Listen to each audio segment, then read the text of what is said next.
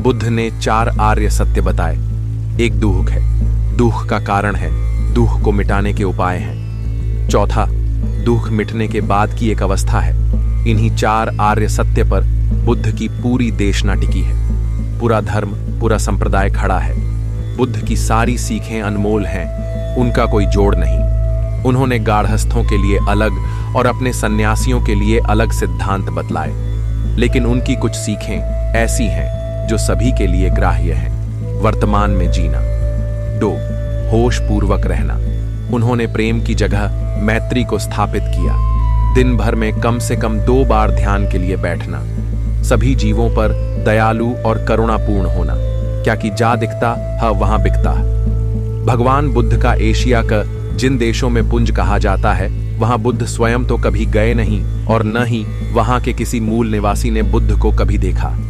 सम्राट अशोक व उनके बाद के लोगों ने बौद्ध धर्म की जो मार्केटिंग की, उसके लिए मूल बौद्ध सिद्धांतों में बहुत बदलाव किए ताकि दुनिया उसे आसानी से स्वीकार करे। इसीलिए बुद्ध भगवान के अहिंसा के उपदेश की हत्या करके उन्होंने अपने ग्रंथों में कश्यप बुद्ध को चिड़िया का मांस तक खिलवाया है। इतना ही नहीं, बौद्ध ग्रंथों में बहुत से उपदेशों व प्रकरणों को सनातनी ग्रंथों से कॉपी किया गया है, जिसका प्रमाण कई पुराने चीनी साहित्यों में मिलता है। अभी हाल ही में एक महायानी बौद्ध भिक्षु ने जैन मुनि से यह सवाल किया कि आपका जैन धर्म भारत के बाहर क्यों नहीं फैला, तो इस पर जैन मुनि ने भी यही जवाब दिया कि आपने अपने धम्म के प्रचार के लिए उसमें बहुत बदलाव किए, जो कि हम जैनियों ने नहीं किए। बस इसीलिए बुद्ध को एशिया का पुंज कहते हैं, महावीर को नहीं। और बाद में इतिहासकारों के समुदाय में भी अधिकांश लोग बौद्ध धर्म से प्रभावित ही रहे हैं, क्योंकि भारतीय पुरातत्व विभाग के जनक कर्निंगम अलेक्जेंडर ने जब सबसे पहले अयोध्या की खुदाई की, तो उसका उद्देश्य राम को खोजना नहीं था, बल्कि बौद्ध नगरी साकेत को खोजना था, क्योंकि वो बुद्ध से प्रभावित था। इसके बाद उनकी गद्दी पर जब हेनरी फ्यूहरर बैठा, तो वो भी बौद्ध था। उसने तो इतने फर्जीवाड़े किए कि भगवान बुद्ध को वास्तविक सिद्ध करने के लिए सुअर के दांत को बुद्ध का दांत बताकर पेश किया। कई शिलालेखों का भी स्वयं से निर्माण कराकर उसे प्राचीन बौद्ध शिलालेख बताया। एक वादा तोड़ना ठीक है, यदि परिणाम सभी के लिए अच्छा होगा। शांतनु के अन्य पुत्रों की मृत्यु के बाद भीष्म विवाह कर सकते थे और राजा बन सकते थे, जिससे देश का भला होता। कोई भी व्यक्ति पूरी तरह से अच्छा नहीं है, कोई भी व्यक्ति पूरी तरह से बुरा नहीं है। महाभारत में हर चरित्र में अच्छे और बुरे दोनों लक्षण हैं। शब्दों का प्रयोग सावधानी से करें, एक बार कहने पर उन्हें वापस नहीं लिया जा सकता। कर्ण ने द्रौपदी को वेश्या कहा, यह विनाश का कारण बना। सही समय पर सही फैसले लें। युधिष्ठिर अपने परिवार और राज्य पर दांव लगाने से पहले खेल को रोक सकते थे। युद्ध से बचने के लिए दुर्योधन कृष्ण से सौदा स्वीकार करने में विफल रहा। महिलाओं का सम्मान करें। रामायण और महाभारत दोनों में प्रतिपक्षी लोगों की मृत्यु के अध्याय इसलिए लिखे गए क्योंकि वे महिलाओं के साथ बुरा व्यवहार करते थे। यदि आपको दुविधा है तो वह चुने जो आपका कर्तव्य है। अर्जुन दुविधा में पड़ गया कि उसे युद्ध करना चाहिए या नहीं। कृष्ण ने उसे युद्ध करने की सलाह दी क्योंकि वह उसका कर्तव्य था। युद्ध कभी अच्छा नहीं होता। यहां तक कि विजेताओं को युद्ध जीतने के लिए बहुत कुछ खोना पड़ा। कभी भी अहंकारी या घमंडी नहीं होना चाहिए। संपूर्ण महाभारत में कृष्ण ने जो काम किया वह लोगों महात्मा बुद्ध की बहुत सारे अनमोल सीखे हैं।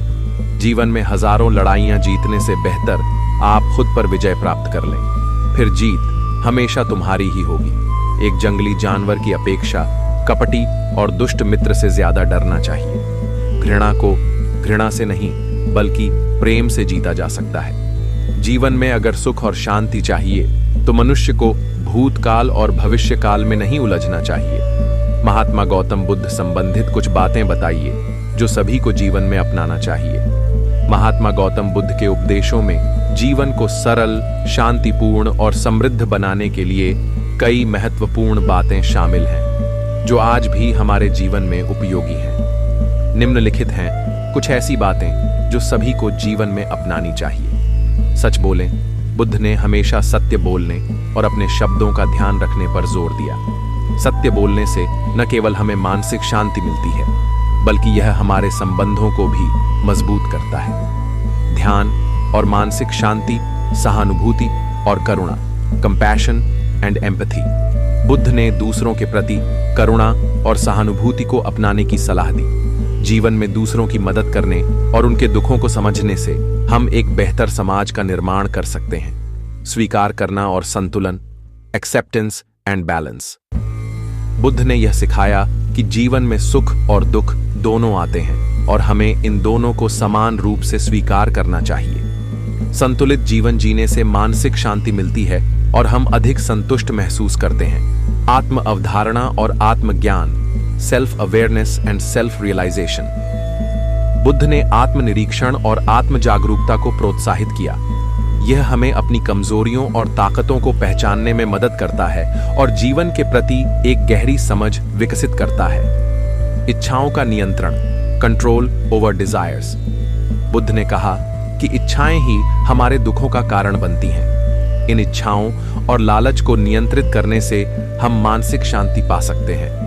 हमें जीवन में संतुष्टि और संयम बनाए रखना चाहिए। दूसरों के साथ अच्छे संबंध बनाना, राइट रिलेशनशिप्स। बुद्ध ने अच्छे और सकारात्मक संबंधों की अहमियत पर जोर दिया। हमें ईमानदारी, प्रेम और समझदारी के साथ दूसरों से जुड़ना चाहिए। परिस्थितियों के अनुसार लचीला होना, एडेप्टेबिलिटी। जीवन में कभी न कभी हमें मुश्किलों का सामना करना पड़ता है। बुद्ध ने सिखाया कि हमें जीवन की परिस्थितियों के साथ लचीला और संतुलित रहना चाहिए, ताकि हम हर स्थिति में शांत और समझदारी से काम कर सकें। सकारात्मक सोच और आशावाद, positive thinking and optimism.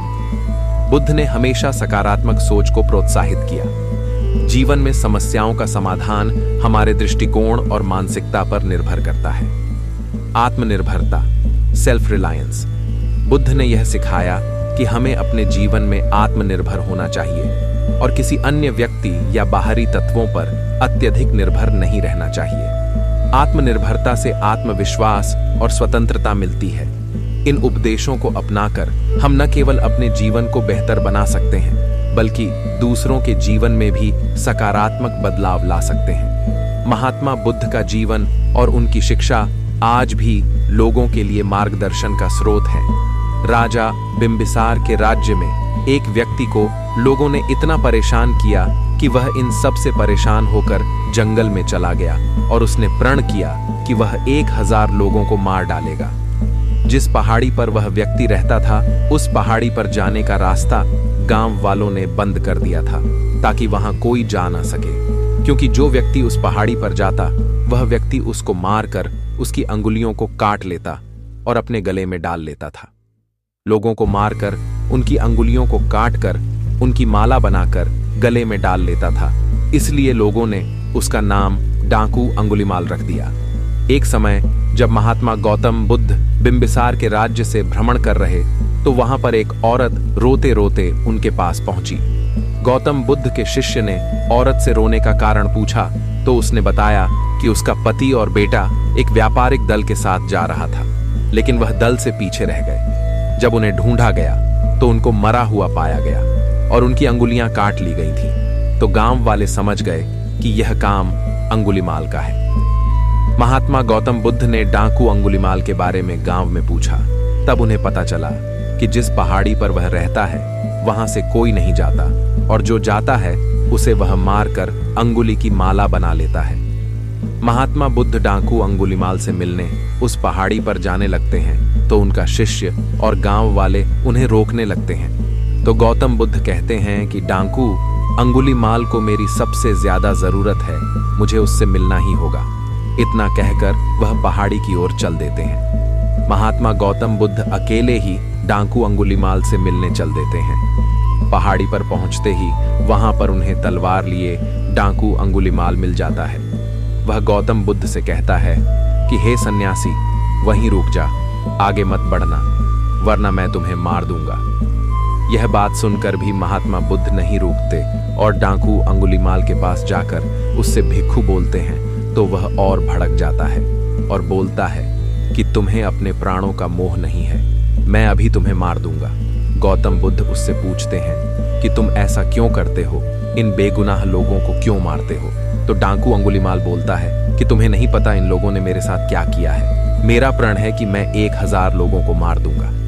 Gautam Buddha उससे बोलते हैं कि तुम इस पेड़ की एक टहनी काटो, तो वह पेड़ की टहनी को काट देता है और गौतम बुद्ध की तरफ देखता है। फिर महात्मा बुद्ध बोलते हैं कि अब इस टहनी को वापस इस पेड़ से जोड़ दो और वैसा ही कर दो जैसा यह पहले था।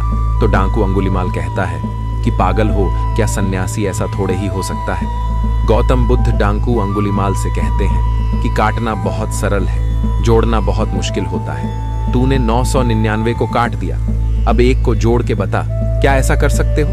गौतम बुद्ध उससे कहते हैं कि जब तुम इसे लगा नहीं सकते तो तुम्हें इसे काटने का भी अधिकार नहीं है। इसी तरह जिन लोगों को तुमने मारा है, क्या तुम उन्हें वापस जिंदा कर सकते हो? डाकू अंगुलीमाल सर झुकाकर निरुत्तर खड़ा रहता है। अब उसे समझ आ गया था कि वह क्या कर रहा था और वह गौतम बुद्ध के पैरों में गिर जाता है। वह कहता है कि मैंने ये क्या कर दिया, मुझे मेरे कर्मों से अवगत कराने वाले प्रभु आप कौन हो? तो महात्मा बोलते हैं, मैं हूं गौतम बुद्ध। महात्मा गौतम बुद्ध उससे बोलते हैं कि मेरी शरण में आ जाओ। डाकू अंगुलीमाल गौतम बुद्ध के पीछे पीछे बुद्धम शरणम गच्छामि कहते कहते चलने लगता है और वह सन्यासी बन जाता है। यह बात राजा को पता चलती है कि डाकू अंगुलीमाल सन्यासी बन गया तो राजा बहुत खुश होते हैं और सोचते हैं कि समस्या हल हो गई। गौतम बुद्ध ने डाकू को भिक्षु बना दिया और बोला, जाओ भिक्षा लेकर आओ। वह उसी गांव में भिक्षा लेने गया जिनके घर बालों को उसने काटा था। उन लोगों ने उसे पत्थर मारे, बहुत पत्थर मारे और वह लहूलुहान हो गया। वह लहूलुहानन गौतम बुद्ध के पास आता है तो बुद्ध पूछते हैं कि दर्द हो रहा होगा, तो वह कहता है कि ये दर्द तो शरीर को हो रहा है, आत्मा तो शुद्ध हो गई है। एक विचार ने डाकू अंगुलीमाल की जिंदगी बदल दी। इसीलिए कहते हैं कि एक विचार आपकी पूरी जिंदगी बदल सकता है। जब एक डाकू सन्यासी बन सकता है तो एक व्यक्ति बिजनेस करके करोड़पति क्यों नहीं हो सकता? जरूर हो सकता है। बस आपको अपने विचारों को बदलने की जरूरत है। एक विचार आपके जीवन में भूचाल ला सकता है, आपकी दुनिया बदल सकता है। इसलिए अपने विचारों पर ठीक से विचार करना चाहिए। एक छोटा सा विचार आपकी जिंदगी बदल सकता है। एक विचार ने डाकू अंगुलीमाल की जिंदगी बदल दी। इसीलिए कहते हैं कि एक विचार आपकी पूरी जिंदगी बदल सकता है। जब एक डाकू सन्यासी बन सकता है तो एक व्यक्ति बिजनेस करके करोड़पति क्यों नहीं हो सकता? जरूर हो। एक जंगली जानवर की अपेक्षा कपटी और दुष्ट मित्र से ज्यादा डरना चाहिए। जानवर बस आपके शरीर को नुकसान पहुंचा सकता है, लेकिन एक बुरा मित्र आपकी बुद्धि को नुकसान पहुंचाएगा। चाहे आप जितने ही पवित्र शब्द पढ़ लें या बोल लें, ये शब्द आपका भला तब तक नहीं करेंगे जब तक आप इनको उपयोग में नहीं लाते हैं। मैं कभी नहीं देखता हूं कि क्या किया जा चुका है, मैं हमेशा देखता हूं कि क्या किया जाना बाकी है। हम जो सोचते हैं वह बन जाते हैं। तुम अपने क्रोध के लिए दंड नहीं पाओगे, तुम अपने क्रोध द्वारा दंड पाओगे। अतीत पर ध्यान मत दो, भविष्य के बारे में मत सोचो, अपने मन को वर्तमान पर केंद्रित करो। सभी बुरे कार्य मन के कारण उत्पन्न होते हैं। अगर मन परिवर्तित हो जाए तो अनैतिक कार्य का ख्याल भी नहीं आएगा। हजारों मोमबत्तियों को एक मोमबत्ती से जलाया जा सकता है, इससे किसी भी मोमबत्ती के जीवन पर कोई प्रभाव नहीं पड़ता। उसी तरह खुशियां बांटने से जीवन कभी नहीं घटता है। सत्य के मार्ग पर चलते हुए कोई 2 गलतियां कर सकता है, एक पूरा रास्ता न तय कर पाना और दूसरी उसकी शुरुआत ही नहीं करना। सबाधत बुद्ध का 10 शिक्षाएं क्या? हाँ, भगवान बुद्ध ने एक बार कहा था, सभी को यह ट्रिपल सत्य सिखाएं। उदार हृदय, दयालु भाषण और सेवा और करुणा का जीवन ऐसी चीजें हैं जो मानवता को नवीनीकृत करती हैं। पहला उद्धरण हमें जीवन के बारे में बहुत कुछ सिखाता है और बुद्ध ने हम सभी के लिए ऐसी शिक्षाओं का खजाना बनाया है। गौतम बुद्ध जयंती के अवसर पर हमने बुद्ध की प्रसिद्ध शिक्षाओं को सामने लाने का फैसला किया जो आपके जीवन में आपकी मदद कर सकती हैं। क्या आप सभी एक सुखी जीवन जीने का तरीका जानने के लिए तैयार हैं? यदि हाँ, तो आवश्यक चीजों को स्क्रॉल करें और उन्हें अपने दैनिक जीवन में आत्मसात करने का प्रयास करें। जीवन और रिश्ते। भगवान बुद्ध का मानना था कि आपको पहले खुद से प्यार करना चाहिए और फिर किसी और के साथ लंबे समय तक चलने वाले रिश्ते की तलाश करनी चाहिए। सुख का वास्तविक स्रोत आंतरिक शांति है। यदि आपका मन शांत है तो आप सभी समस्याओं से आसानी से निपट सकते हैं। भगवान बुद्ध के दर्शन के अनुसार सुख उन्हें ही मिलेगा जो जीवन में छोटी छोटी चीजों की कद्र करते हैं। समस्या की जड़ ढूंढना और जो आपके पास है उससे संतुष्ट रहना ही आपको खुशी के रास्ते पर ले जाएगा। भगवान बुद्ध के अनुसार धन, यश और उपाधि किसी को प्रभावित नहीं करेंगे। दया और मानवता ऐसे कारक हैं जो सभी पर एक महान प्रभाव छोड़ेंगे। धैर्य उन आवश्यक चीजों में से एक है जो एक सुखी जीवन की ओर ले जाती है। बुद्ध का मानना था कि जो लोग इसमें महारत हासिल करते हैं वे सब कुछ हासिल कर सकते हैं और एक खुशहाल जीवन व्यतीत करेंगे। भगवान बुद्ध ने उपदेश दिया कि सभी मनुष्यों के साथ समान व्यवहार किया जाना चाहिए और हमें सभी का सम्मान करना चाहिए। महात्मा बुद्ध के जीवन में उनके निजी दुख कौन से थे? क्या किसी प्रिय का वियोग था जिसने उनके मन में ऐसा घोर वैराग्य उत्पन्न कर दिया कि वे अपनी पत्नी और शिशु को महलों में छोड़कर जंगल में चले गए? तथागत बुद्ध के जीवन में जो वैराग्य भाव पैदा हुआ उसका कारण स्वयं का दुख नहीं है। जो बुद्ध होता है वह स्वयं के लिए नहीं जीता, वह संसार के भलाई के लिए काम करता है। सिद्धार्थ गौतम जब छोटे थे तभी से वे चिंतनशील थे। वे एकांत में बैठकर अपने आसपास के सामाजिक घटनाक्रम को देखते थे। उनके खेत में जब मजदूर हल चलाते थे तब वे देखकर मायूस होते थे और अपने आप को प्रश्न करते थे कि क्या यह उचित है जो दिन भर हल चलाता है फिर भी वह गरीब ही रहता है, और कोई बिना मेहनत करे इतना धनवान कैसा होता है? क्यों एक राजा दूसरे राजा के ऊपर हमला करता है? क्यों भाई भाई आपस में लड़ते हैं? क्यों संसार में इतना कलह है? इस प्रकार के विषयों पर विचार करते थे। कपिलवस्तु में शाक्यों का संघ था। सिद्धार्थ गौतम की उम्र 20 वर्ष की हो गई थी। 20 वर्ष की उम्र में हर शाक्य युवाओं को संघ का सदस्य होना जरूरी था, इसलिए सिद्धार्थ गौतम को भी संघ का सदस्य होना पड़ा। शाक्यों का एक सभागृह भी था, उसे संथागार कहते थे। संघ की सभी सभाएं इसी संथागार में होती थी। जब सिद्धार्थ गौतम को सदस्य बनाया तब पुरोहित ने उनसे पूछा, आपको संघ के नियम मालूम है क्या? तब सिद्धार्थ ने कहा, मुझे कर्तव्य और बंधन मालूम नहीं, कृपया बताने का कष्ट करें। उन्हें कर्तव्य बताएं। गए संघ के हितों का संरक्षण करना होगा। संघ की सभाओं में हमेशा उपस्थित रहना होगा। शाक्यों के वर्तन में यदि दोष दिखाई पड़ता है तो बिना डरे वह दोष बताना होगा। आपके ऊपर किसी ने दोषारोपण किया और वह दोष सही होगा तो बिना गुस्सा करें उसे स्वीकारना होगा, और यदि आप निर्दोष होंगे तो उस बारे में बताना होगा।